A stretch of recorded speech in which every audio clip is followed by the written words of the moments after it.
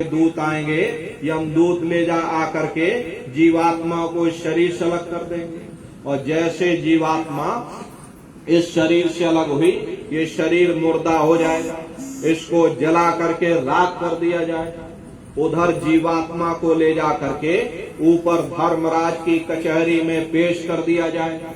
हरे पलक झपकते ही तुम्हारे अच्छे बुरे कर्मों का हिसाब हो जाएगा।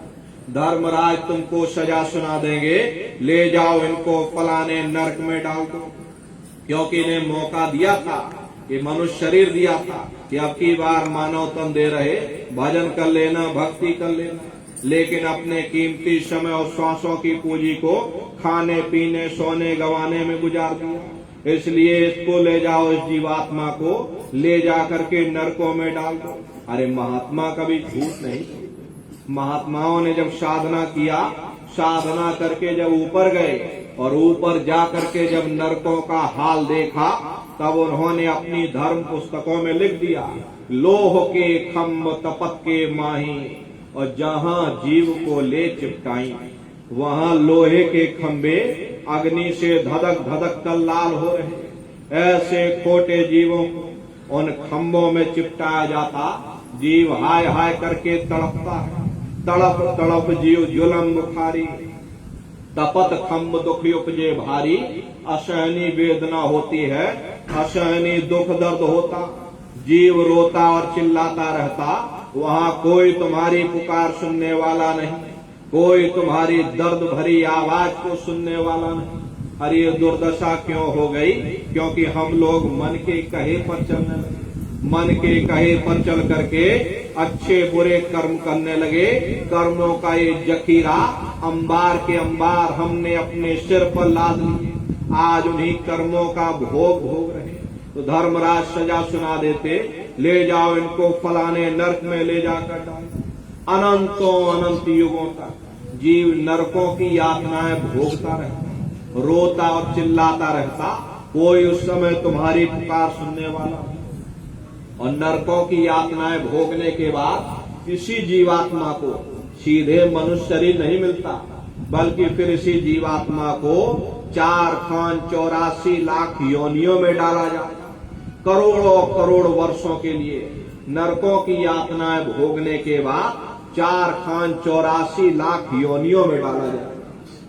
ये क्रमबद्ध चैनल चलता है। जैसे बच्चा होता है तो बच्चा पहले कक्षा 1 पास करेगा, फिर कक्षा 2 में जाएगा, और कक्षा 2 को पास करके फिर कक्षा 3 में जाएगा। ऐसे वहां भी नियम बना हुआ, जीवात्मा जब ऊपर जाएगी कर्मों का हिसाब हो जाएगा, ऊपर जाके कर्मों के मुताबिक नरकों में डाल दिया जाएगा।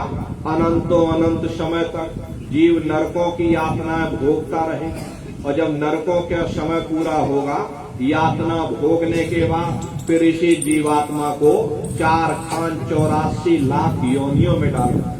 अब 4 खान 84 लाख योनियां ये कोई मामूली योनियां नहीं होती। 4 खान यानी अंडज, पिंडज, उपमज और स्थावर, ये 4 खाने हैं। पहली श्रेणी तो इन पेड़ पौधों की होती है जिनके अंदर पानी का तत्व मौजूद होता। कभी ये भी मनुष्य हुआ करते थे, लेकिन आज अपने कर्मों का भोग पा रहे। दूसरी श्रेणी कीड़े मकोड़ों की होती है जिनके अंदर पृथ्वी और अग्नि का तत्व मौजूद होता। तीसरी श्रेणी पंछियों की होती, चौथी चौपाए जानवरों की होती, और 5वीं स्वयं इंसान की आती, जिसके अंदर 5 तत्व यानी जल, पृथ्वी, अग्नि, वायु, आकाश, 5 तत्व मौजूद होते। तो इनकी अलग अलग कुल 84 लाख योनियां होती। 4 खानों की बटी हुई कुल 84 लाख योनियां हैं। अब आप पेड़ पौधों को ही देखिए, ये नीम का पेड़ अलग है, तो अमरूद का पेड़ अलग है, ये संतरे का पेड़ अलग है, ये जामुन का पेड़ अलग है। ऐसे ही अलग अलग प्रजातियों के कीड़े मकोड़े, अलग अलग प्रजातियों के पशु पंछी, कुल मिलाकर के 84 लाख योनियां। हम दुनिया के जीव अनंतों अनंत युगों तक अपने अपने कर्म के अनुसार 84 लाख योनियों में भटका खाते रहते। इस संसार में इतने जीव भरे हुए हैं, यदि सुई की नोक आप सीधे धरातल पर रख दोगे तो उस नीचे नोक के नीचे 20 जीव दब करके मर जाएंगे। आप रोज श्वास लेते हो, आपके श्वास लेने से लाखों जीव आपके अंदर चले जाते और मर जाते हैं। इतने संसार में जीव भरे हुए, तो 4 खान 84 लाख योनियां हैं। लिखा गया कि कई जन्म भय कीट पतंगा, कई जन्म भय मीन कुरंगा, कई जन्म पंखी सरपोयो, कई जन्म है वर वृक्ष जोयो, मिल जगदीश मिलन की वरिया और चिरंकार यह देश सजरिया। करोड़ों युगों से हम आप कभी कीड़े पतंगों की योनि में, कभी पेड़ पौधों की योनि में, तो कभी पशु और पंछियों की योनि में भटका खा रहे। 84 लाख योनियों की सबसे आखिरी योनि गाय और बैल की योनि होती है। गाय स्त्री का रूप लेती है और बैल पुरुष का रूप लेते हैं। ये 84 लाख योनियों की सबसे आखिरी योनि होती है। इसीलिए हमारे धर्म शास्त्रों में गाय और बैल को काटना निषेध किया गया, क्योंकि ये जीवात्माएं न जाने कितने युगों से अलग अलग योनियों में भटका खाने के बाद तब गाय और बैल की योनि में आती है। उसके बाद इनको मनुष्य शरीर मिलना होता, लेकिन यदि हम उन गाय और बैल को उस योनि में ही काट देंगे तो ये गाय और बैल फिर प्रेत योनि में चले जाएंगे और फिर हजारों वर्षों तक प्रेत योनि में भटका खाने के बाद फिर जब इनको मनुष्य शरीर मिलेगा तब ये बच्चे चिड़चिड़े स्वभाव के पैदा होंगे। इसीलिए हमारे धर्म शास्त्रों में गाय और बैल को काटना निषेध किया गया। तो ये गाय और बैल की योनि ये 84 लाख योनियों की सबसे आखिरी योनि होती। उसके बाद तब जाकर के हम लोगों को मनुष्य शरीर दोबारा मिलता। अरे इसीलिए कहा गया कि बड़े भाग्य मानुष तन पाया, बड़े सौभाग्य से मानव तन मिला, बड़े से बड़े देवता भी इस मानव तन को पाने के लिए तरसते हैं, क्योंकि 84 लाख योनियों से उन नरकों से निकलने का केवल एक ही रास्ता है, वो केवल मनुष्य का शरीर है। ये मानव मंदिर है। इसीलिए संतों महात्माओं ने इस पंच भौतिक शरीर को सच्चा हरि मंदिर कहकर याद किया कि हरि मंदिर यह शरीर है, ज्ञान रतन प्रकट हो। ये असली हरि मंदिर है। जब भी वो परमात्मा मिलेगा इसी हरि मंदिर के अंदर मिलेगा। इसी पंच भौतिक शरीर को ईसा मसीह साहब ने टेम्पल ऑफ लिविंग गॉड यानी जिंदा खुदा का मंदिर कहकर याद किया। इसी पंच भौतिक शरीर को मुसलमान फकीरों ने कुदरती काबा कहकर याद किया। ये असली कुदरती काबा है। खुदा का दीदार जब भी होगा इस कुदरती काबे के अंदर जाकर हो। बाहर से आज तक न कभी किसी को परमात्मा मिला, न भविष्य में कभी मिल सकता। परमात्मा जब भी मिलेगा तुम्हें तुम्हारे अंदर मिलेगा। इसलिए अपने वजूद के अंदर जाकर के अपने सच्चे हरि मंदिर, अरे लिखा है महात्माओं ने, कबीर साहब ने लिखा कि जो तिल माही तेल है, जो चकमक में आ और तेरा साईं तुझ में और जाग सके तो जाग। जिस तरह तिल में तेल होता, पत्थर में अग्नि होती, ठीक उसी तरह से वो मालिक हर एक के घट घट में, हर एक के वजूद के अंदर बैठा। यही आपकी धर्म पुस्तकों में भी लिखा है कि अरे मोको का घोड़े रे बंदे, मैं तो तेरे पास में और ना तीरथ में ना मूरत में, मैं तो हूँ विश्वास में। ना मैं तीरथ में मिलूंगा, ना मैं मूरत में मिलूंगा, ना अन्य किसी कर्म कांड में मिलूंगा। मैं जब भी मिलूंगा तो मैं तुम्हारे अंदर मिलूंगा। इसलिए अपने वजूद के अंदर जाकर, इस हरि मंदिर के अंदर जाकर के उस मालिक की भक्ति करो, परमात्मा की भक्ति करो, सुरत शब्द नाम की कमाई करो, अपनी जीवात्मा को शब्द के साथ जोड़ दो। एक बार आपकी ये जीवात्मा उस शब्द के साथ जुड़ जाएगी, प्रेमी भाई बहनों, ये जीवात्मा हमेशा के लिए मुक्ति को प्राप्त हो जाएगी। तो जीवात्मा को शब्द के साथ जोड़ो, वो शब्द तुम्हारे अंदर गूंज रहा, वो नाम तुम्हारे अंदर गूंज रहा। प्रेमी भाई बहनों, उसको पकड़ने की कोशिश करो। उस आवाज को एक बार पकड़ लोगे, हमेशा के लिए जन्म मरण के बंधनों से आजाद हो जाओगे। तो ये रास्ता आपको बताया गया, सुमरन ध्यान और भजन। प्रेमी भाई बहनों, अपने अपने घरों में बैठ करके नित्य सुमरन ध्यान आप लोग भजन आप लोग करिए। रास्ता बिल्कुल सच्चा है, आप करोगे आपको अनुभव होगा, दिखाई भी देगा और सुनाई भी देगा। लेकिन इतना ध्यान आप लोग रखिएगा, जो भी आपको दिखाई या सुनाई पड़े आप लोग किसी को बताइएगा नहीं। बहुत से प्रेमी भाई बहन गलती कर देते हैं और खुशी के मारे दूसरों को बता देते हैं कि हमको ऐसे ऐसे ब्रह्मांड दिख रहे, देवी देवता दिख रहे, या नदी पेड़ पहाड़ झरने दिख रहे। यदि आप दूसरों को बता दोगे, वो ऊपर बैठा हुआ वहीं से बंद कर देगा, नाराज हो जाएगा तो वहीं से बंद कर देगा, फिर दिखाई सुनाई देना हमेशा के लिए बंद हो जाएगा। इसलिए ऐसी गलती मत करिएगा। ये गूंगे की मिठाई है, जितना हजम कर लोगे उतना रास्ता खुलता चला जाएगा। ये परमार्थी दौलत है, इस दौलत को छिपा करके रखिएगा। तो भजन ध्यान सुमरन आप लोग नित्य नियम से करना, और सभी लोग शाकाहारी रहिएगा, क्योंकि हमारे गुरु महाराज ने शाकाहार पर विशेष जोर दिया। गुरु महाराज बराबर कहते थे, हे बच्चा तुम शाकाहारी रहना, शाकाहार का प्रचार करते रहना, इसी से देश और दुनिया में भारी परिवर्तन होगा। प्रेमी भाई बहनों, परिवर्तन कोई कानून बनाने से नहीं होता, परिवर्तन कोई आंदोलन करने से नहीं होता, या परिवर्तन कोई तोड़ फोड़ करने से नहीं होता। परिवर्तन तब होता है जब लोगों के विचार बदलते हैं, लोगों की भावनाएं बदलती हैं, और विचार जब बदलेंगे जब लोगों का खान पान शुद्ध होगा। अरे देशी कहावत है कि भाई जैसा खाए अन्न और वैसा होए मन।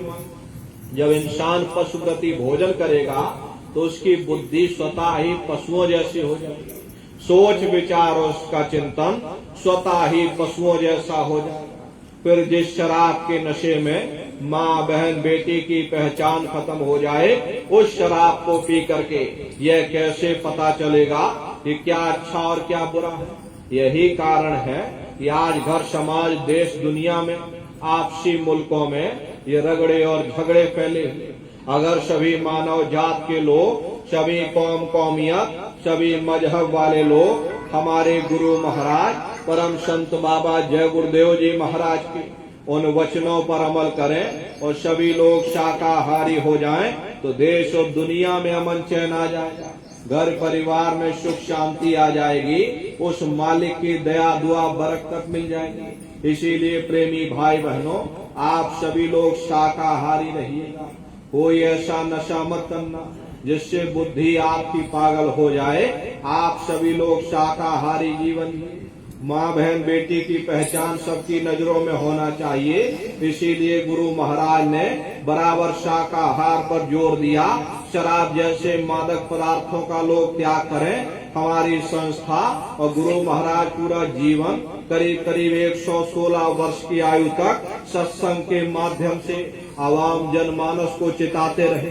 तो प्रेमी भाई बहनों, शाकाहारी आप सभी लोग रहिएगा, और शाकाहार का प्रचार प्रसार अपने अपने क्षेत्रों में आप लोग बराबर करते रहे। प्रत्येक सत्संगी प्रेमी भाई बहन, अरे आप लोगों की भी जिम्मेदारी बनती है कि आप सभी लोग धर्म के प्रचार प्रसार में अपना अपना योगदान दें, लोगों को शाकाहारी बनाएं, लोगों को भजनानंदी बनाएं। अरे गुरु महाराज ने 116 वर्ष की आयु तक अपना जीवन धर्म के प्रचार प्रसार में समर्पित किया। तो हम प्रेमी भाई बहनों का भी फर्ज कर्तव्य बनता कि गुरु महाराज के संदेशों को हम सभी लोग गांव गांव घर घर तक पहुंचाएं। इसके लिए आप प्रेमी भाई बहनों को यहाँ से आदेश जारी किया गया कि सभी सत्संगी प्रेमी भाई बहन एक एक गांव को गोद ले लें। गांव गांव गोद ले करके अपने अपने गांव में गुरु महाराज के संदेशों को घर घर पहुंचावें, गुरु महाराज के संदेशों को घर घर सुनावें। हरे प्रेमी भाई बहनों, सतयुग कैसे आएगा?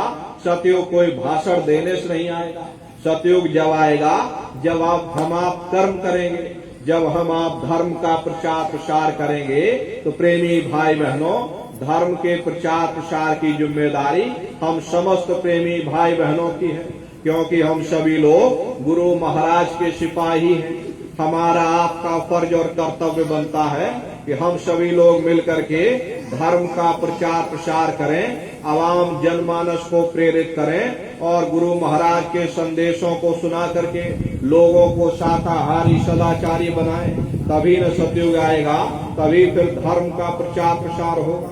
तो आप सभी लोग इस काम को बराबर करिएगा और सभी से अपील और प्रार्थना करना कि आप लोग शाकाहारी रहो, क्योंकि ये कर्मों का देश है। यहाँ आप जैसा कर्म करोगे वैसा ही फल पाओगे।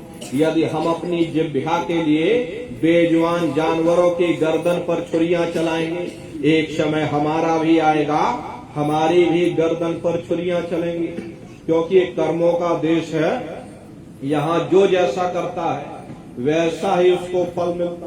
देखिए, इस कर्म प्रधान देश में कृष्ण भगवान तक नहीं बच पाए थे। उस समय बाली को छिप करके बाण मारा था, वही बाली कृष्ण अवतार में बहेलिया बन करके आ गया। कृष्ण भगवान के पैरों में पद्म चमकता था, हिरण की आंख समझकर निशाना मार दिया और जब पास में आकर के देखा कृष्ण भगवान थे। अफसोस करने लगे, लेकिन कृष्ण भगवान ने उसको समझाया, इसमें तुम्हारा कोई दोष नहीं। उस समय हमने तुमको मारा, आज तुमने हमको मार दिया, हमारा तुम्हारा अदला बदला पूरा हो गया। कर्म प्रधान विश्व रच राखा, जो जस करे सो तस फल चाखा। ये कर्मों का ऐसा देश है, यहाँ जैसे बीज बोगे वैसी ही फसल काटोगे। प्रेमी भाई बहनों, इसलिए हमेशा अच्छे कर्म करिएगा, शाकाहारी सदाचारी रहिएगा, मेहनत ईमानदारी से काम करिएगा।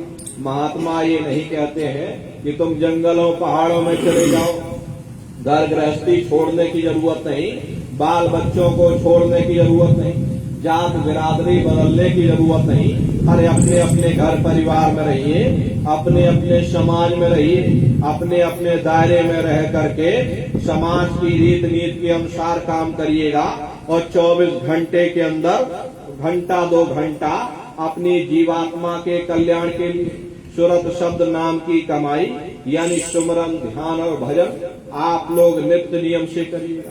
हरे नर नारियों, यही जीवन का एकमात्र आधार है और यही भजन ध्यान सुमरन, यही दौलत तुम्हारे काम आएगी।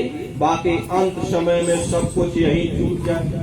इसलिए जो चीज तुम्हारे काम आने वाली, उस दौलत को आप लोग कमा लेना। भजन ध्यान सुमरन आप सभी लोग नित्य नियम से करना। इसी के साथ हम अपनी वाणी को विराम देते हैं। यदि कोई गलती भूल चूक कहने सुनने में हमसे हुई हो तो प्रेमी भाई बहनों, आप सभी लोग बड़े बूढ़े बुजुर्ग माताएं बहनें हमको छोटा समझ करके क्षमा कीजिएगा। बोलो जय गुरुदेव, जय गुरुदेव, जय गुरुदेव। नाम किसका? प्रभु का, प्रभु का पावन नाम, मालिक का प्यारा नाम।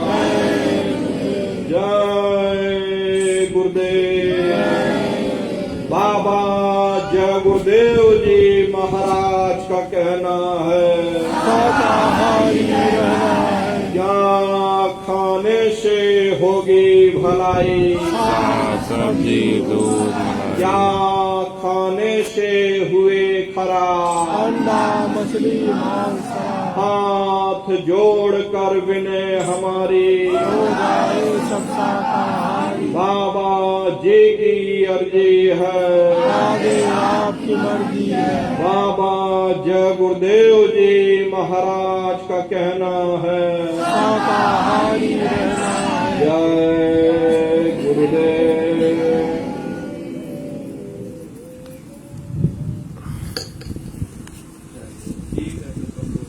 तो आज ही वापस जाएंगे कि रुकना होगा? आज रात को महाराज जी बिठाएंगे। आज रात को?